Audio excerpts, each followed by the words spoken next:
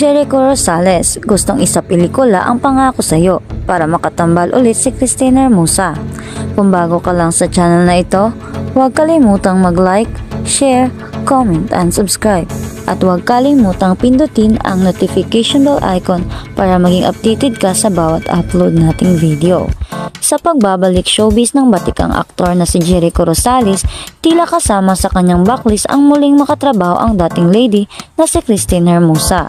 Ayon sa kanya, nais niyang magkaroon ng movie adaptation ang 2000 hit series nila na Pangako Sa'yo. Para kasi kay Jericho, isang unfinished business ang version nila ng dating soap opera. Sinabi rin niya sa kanyang panayam with Cosmopolitan Philippines na maaaring maging courting call kung gagawa sila ni Christine ng movie version nito. I've always said, I want to work with Christine because I feel like some sort of unfinished business when it comes to our run, say niya sa magazine. Ibinunyag pa ni Iko na kinausap pa nga niya mismo ang manager nila ng aktres upang malaman kung interesado ang celebrity mom na makapagtrabaho muli with him.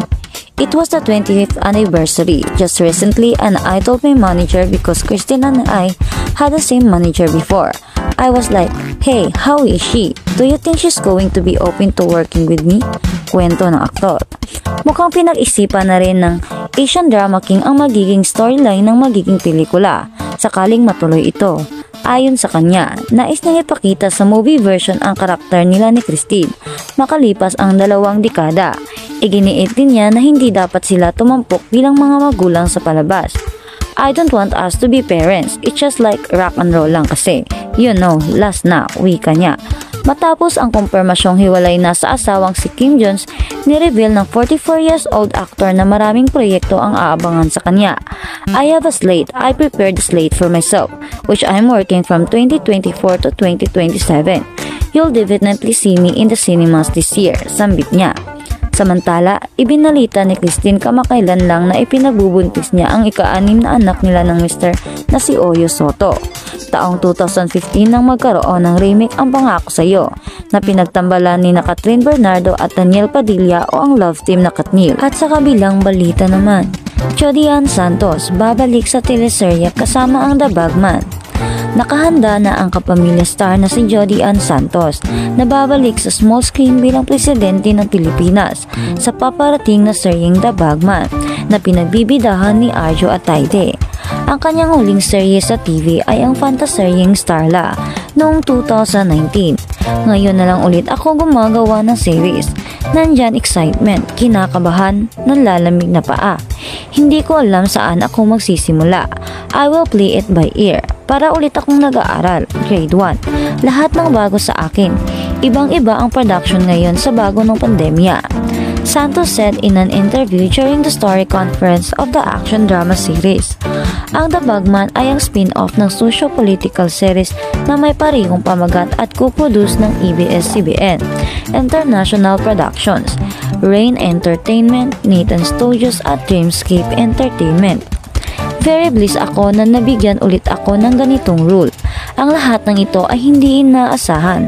Lahat tayo ay ginagawa ito dahil mahal natin ang kwento. Mayroon tayong napakagandang kwento. I am really looking forward to working with Tita Judy Ann. Andyan are sila. At first time ko rin makatrabaho si Ate Jella. I didn't even know this was a surprise, sabi ni Atayde. Yung cast masasabi mo pinag-isipan. Swak na swak sa bawat karakter ang bawat artista. Very seldom makakabuo ka ng ganoong ensemble that gives high respect to the industry. If only to put another fingerprint in the industry. Matatawid namin to sa ibang bansa, bit-bit ang Pilipinas, Santos said. Ayon kay Sylvia Sanchez na nagpapatakbo ng Nathan Studios, si Santos bilang presidente sa 8 bahagi ng serye ay hindi na pag-uusapan. Dream project ng anak ko ang makasama ang isang Jody Ann Santos. Wala kaming ibang gusto makuha kundi ikaw lang.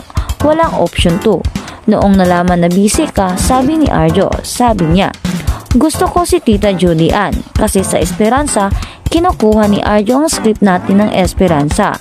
Pero imbis na role ko role, gusto ko si Ate Judy Ann kasi sa Esperanza, kinukuha ni Arjo ang script natin ng Esperanza. Pero imbis na role ko, role na Esperanza ang ginagaya niya. Humaharap sa salamin, ginagaya ka. Ikaw ang pig, ang inspirasyon. Hindi ito pwedeng matuloy kung hindi ikaw, kasi pinangarap ka ng anak ko. Thank you sa pagtanggap mo dito, the veteran actress told Santos at the story conference. They were really willing to wait for me. Nakaka-overwhelm yung trust na binibigay sa akin ng production. Of course, may pressure para sabihin nila na nakikita ko lang silang gaganap bilang President of the Philippines. It is something na hindi ko nakita. Di ko gustong paniwalaan. I'm sure meron naman. Nung mabasa kong script, it was very interesting. The role was interesting. It was very challenging. And to be able to work with Arjo, John Arcila, a new production, it is something. At sa kabilang balita naman, Janela Salvador, di tinutulungan umano ni Win mag-promote ng movie. Marami sa mga netizens, lalo na sa mga supporter ng kapamilya actress na si Janela Salvador, na tila hindi siya tinutulungan ng Thai actor na si Win Mitawin sa pagpupromote ng kanilang movie na Under Parallel Skies. Sa latest post ng aktres sa kanyang Instagram ay makikitang proud na proud itong ibandera na ang kanilang pelikula ang kauna-unahang Filipino film na magpipremiere sa Hong Kong. More than thrilled to announce that our film, Under Parallel Skies, become the first Philippine cross-country film to have its own world premiere in Hong Kong as one of the special events of the prestigious 17th Asian Film Awards.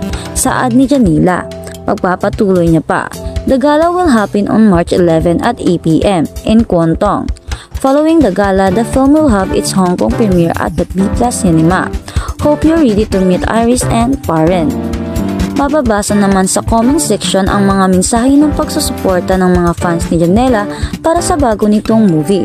Meron ring mga komento na tila nagtataka kung bakit ang actress lang ang madalas mag-promote ng pelikula sa kanyang social media pages. Mukhang hindi nila nagustuhan ang ganitong eksena, lalo na't parehas na pinagbibidahan ni Janela at Win ang Under Parallel Skies. Narito ang ilang komento mula sa IG post ng kapamilya actress. Wait, bakit si Janela lang nagpo-promote ng film? Curious lang, saad ng isang netizens.